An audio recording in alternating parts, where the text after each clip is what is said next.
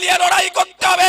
এই বিজেপি তৃণমূলকে 2026 সালে বাংলা তাড়াতে হবেই, বিশেষ করে এই নন্দীগ্রাম তারা সরকার পশ্চিম বাংলায় যেটা চলছে, পর্দার সামনে মমতা ব্যানার্জি আর শুভেন্দু অধিকারী লড়াই করলো, পর্দার আড়ালে এই দুজনের খুব ঘনিষ্ঠ বন্ধু, দুজনের বন্ধু, এরা বাংলার মানুষকে বোকা শাল আসছে।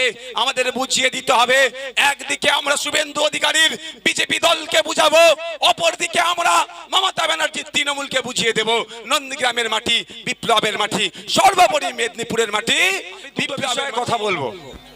একটা হচ্ছে আজকে, একটা হচ্ছে যারা আমাদের ভাইরা শহীদ হয়েছে নন্দীগ্রামের জমি বাঁচাতে গিয়ে, দায় কার, বিচার কেন হলো না।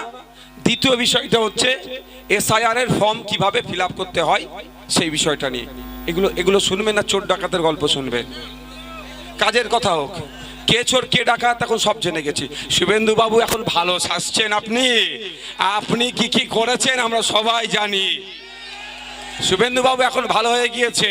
মমতা ব্যানার্জি 2021 সালে কি বলেছিল, ওরা বাপ বেটা মিলে খুন করিয়েছে, ওরা বাপ বেটা মিলে হিংসা চালিয়েছে, তাই তো? তাই মমতা ব্যানার্জি শুধু বলে দিলে হবে না, আপনি রাজ্যের পুলিশ মন্ত্রী শুভেন্দু অধিকারী এখনো এই খুনের পিছনে যদি যুক্ত সত্যিকারের অর্থে থাকে, ধরে কেন জেলে ভুরছেন না? শুভেন্দু অধিকারীর সাথে সাথে আপনাকেও জবাব দিতে হবে। আপনার কাছ থেকেও নন্দীগ্রামের মানুষ জানতে চাইছে।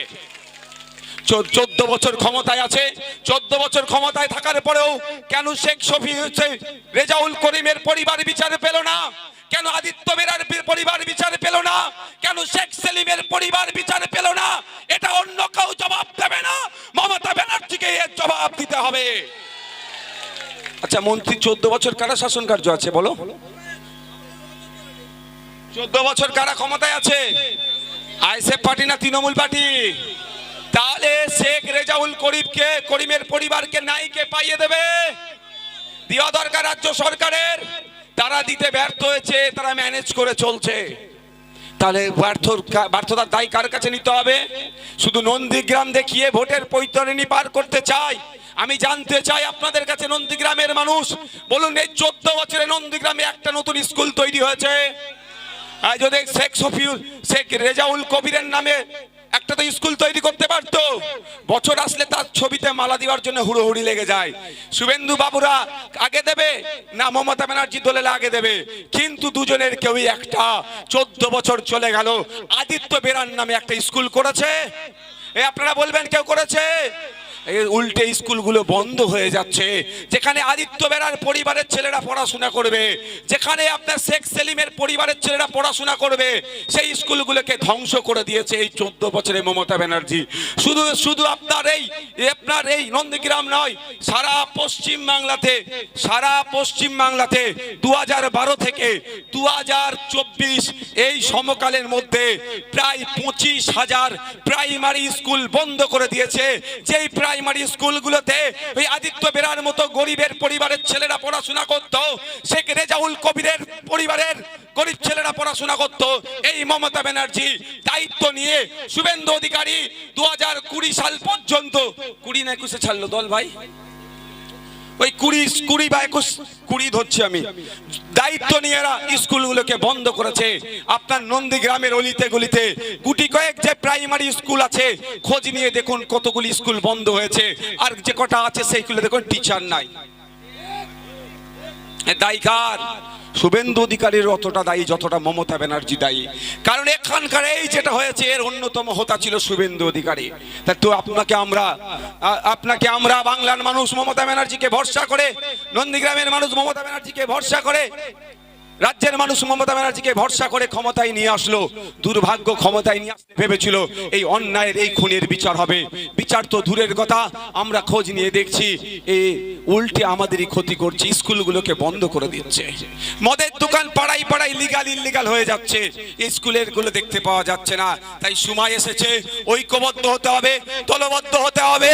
এই শেখ রেজাউল কবিরের পরিবারকে ন্যায় দিতে হবে, আদিত্য বেরার পরিবারকে ন্যায় দিতে হবে, ভরত মন্ডলের পরিবারকে ন্যায় দিতে হবে, বিশ্বজিৎ মাইতির পরিবারকে ন্যায় দিতে হবে, শেখ সেলিম সহ যারা ওই সময় খুন হয়েছিল, যারা গায়েব করেছে, তাদের পরিবারকে ন্যায় দিতে গেলে নন্দীগ্রামের মানুষকে ঐক্যবদ্ধ হতে হবে, রাজ্যের মানুষকে ঐক্যবদ্ধ হতে হবে।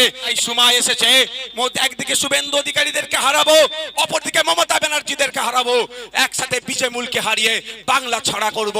নন্দীগ্রামের যারা সেই সময় যাদেরকে খুন করেছে তাদের পরিবারকে ন্যায় দেবো, রাজ্যে যত অনাচার অন্যায় হচ্ছে সেইগুলোকে আমরা বন্ধ করব। সহমত আছেন তো নাকি? যারা সহমত আছে হাত তুলুন। এই অন্যায়কে দূরে যারা আছেন, রাস্তার উপরে যারা আছেন, এই অন্যায়ের বিরুদ্ধে লড়াই হবে তো নাকি?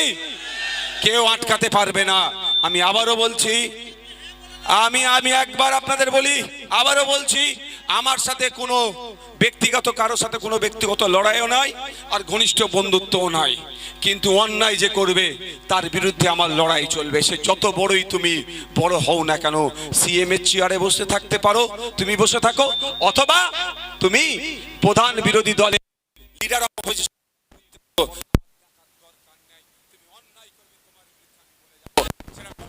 হতে পারে, আর নন্দীগ্রামের শুভেন্দু অধিকারী হতে পারে, দেখার আমাদের প্রয়োজন নাই।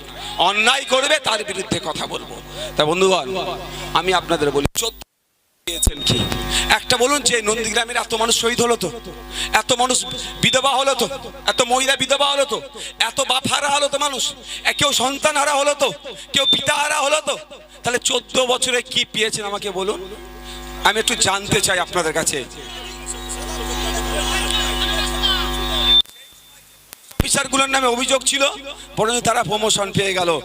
আর শেখ রেজাউল করিমের পরিবার বছরে বছরে একবার তাদেরকে মনে পড়ে, কে আগে মালা দেবে তার হুটোফুটি হচ্ছে।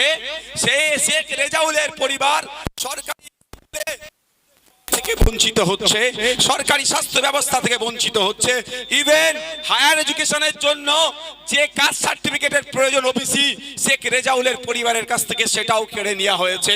এখন ওবিসির নামে যেটা চলছে ভন্ডা মুচড়া, আর কিছু নয়। ওই সার্টিফিকেট বাড়িতে রাখা, আর গরমকাল এসছে, একটু যদি সন্ধ্যের পরে একটু বেশি বেশি করে চা, শীতকাল পড়ছে, সন্ধ্যের পরে একটু বেশি বেশি করে লোকে চা খায়, ওই সার্টিফিকেট ধরিয়ে চা খাওয়ার সময় লাভটা পেয়েছে। আচ্ছা আপনারা বলুন, 14 বছরে এই নন্দীগ্রাম বিধানসভার মানুষ বলুন, একটা নতুন স্কুল তৈরি হয়েছে? হলে বলবেন। উল্টে আমি আপনাকে বলে যাচ্ছি, বুথে বুথে লিগা নন্দীগ্রামের মানুষের উপকার করলো না, ক্ষতি করলে মমতা ব্যানার্জি। আর এই মমতা ব্যানার্জি করার পিছনে শুভেন্দু অধিকারীরও অনেকটা অবদান আছে। এরা দুজন মিলে তাই 2026 সাল এসছে, কে হিন্দু কে মুসলমান দেখার দরকার নাই। আমার পরিবারের ভরত মন্ডল আমার পরিবারের ছেলে মানতে হবে, শেখ সেলিম আমার পরিবারের ছেলে, শেখ রেজাউল করিম আমাদের পরিবারের ছেলে, এরা সব আমাদের পরিবারের ছেলে। তাহলে আমাদের পরিবারের সাথে যারা অন্যায় করেছে তাদের শাস্তি দেওয়া তো দূরের কথা, বরঞ্চ তাদের দেখছি তাদের প্রমোশন পেয়ে যাচ্ছে। তাই ঐক্যবদ্ধ হতে হবে, রেজাউলের পরিবারকে ন্যায় দিতে হবে, ভরতের পরিবারকে ন্যায় দিতে হবে, আদিত্যের পরিবারকে ন্যায় দিতে হবে। গণতান্ত্রিক প্রক্রিয়াতে এদেরকে বিসর্জন দেবেন তো নাকি? গণতান্ত্রিক প্রক্রিয়া এদেরকে কি করব আমরা? না শুভেন্দু অধিকারী, না মমতা ব্যানার্জি। অনেক হয়েছে, আর নয়। আমি একটা জিনিস জানতে চাই, 2021 সালের পরে মমতা ব্যানার্জি কতবার নন্দীগ্রামে এসেছে? এই দেখো খালি। তাহলে ভোটের সময় কি হয়েছিল? তখন কত মিষ্টি মিষ্টি কথা বলেনি? আমি একটা উদাহরণ দিচ্ছি।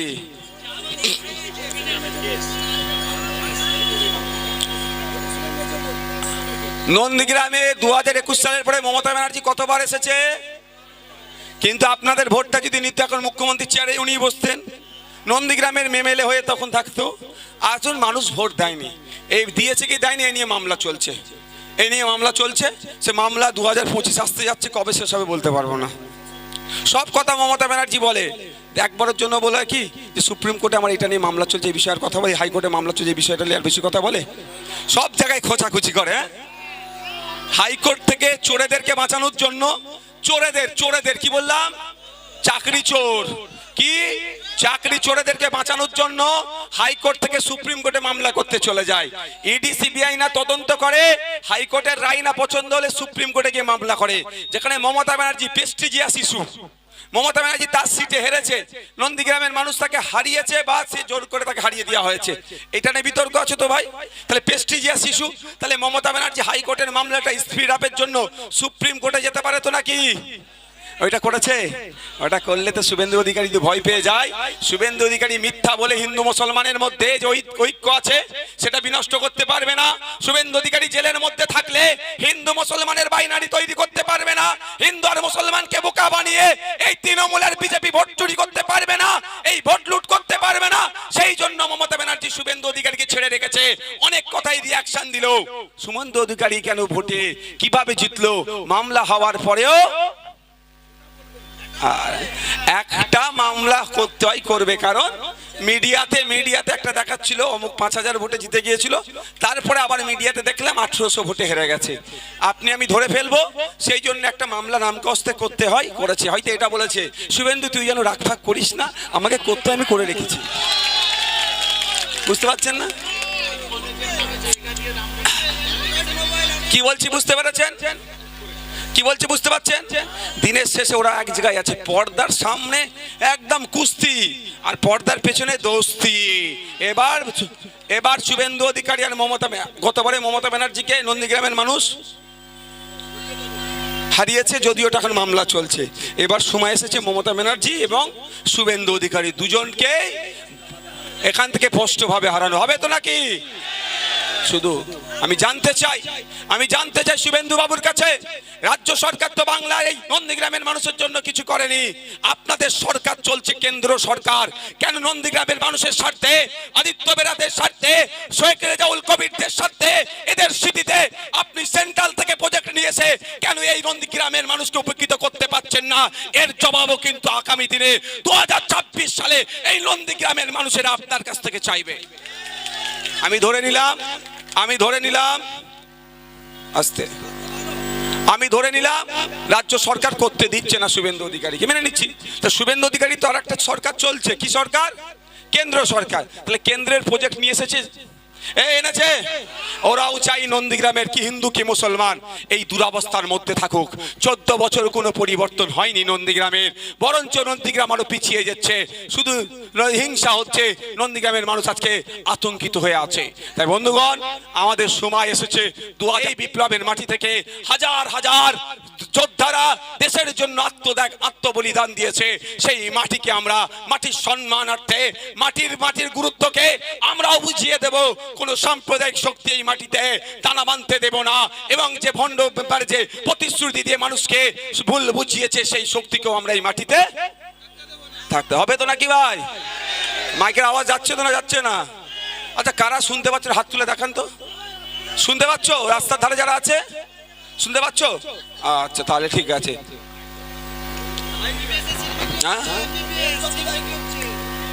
আমি আপনাদের ওই প্রসঙ্গ এখন এখানে আসছে। কত টাইম কত হয়েছে? আমি নন্দীগ্রামে আসবো, আজকে এসেছি। আজকে একটা বিশৃঙ্খলা হয়েছে, করার চেষ্টা করেছিল।